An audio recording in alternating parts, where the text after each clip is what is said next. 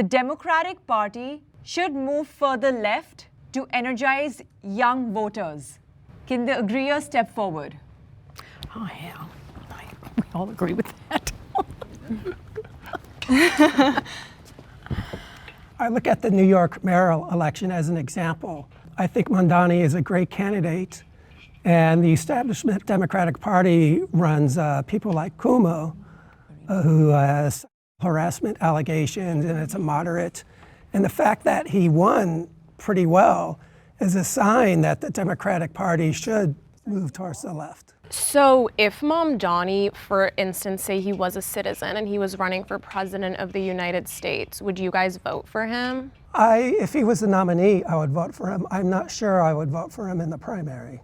Why? Because I looked at, this is probably where we disagree, because I looked for electability. I would absolutely vote for him. I would vote for him because he's a star.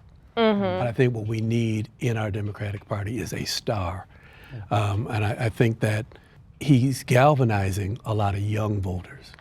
And I think that for us as older people, it can be a little challenging, but we need to be challenged. It's your generation that got him elected. It was definitely young people who were not used to voting who wanted him in, and that's what got him elected. And I think for anyone who has a problem with his lack of experience, he's hiring people that have a lot of experience. And I think that's in his favor.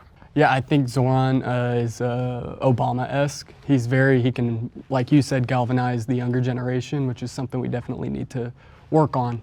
My feeling is if moving further left means health care for people, fixing the immigration problem instead of locking people up, and affordability and those types of things, if that is what moving further left means, I'm all for it. I really do understand your point on electability, but I feel like that doesn't necessarily work.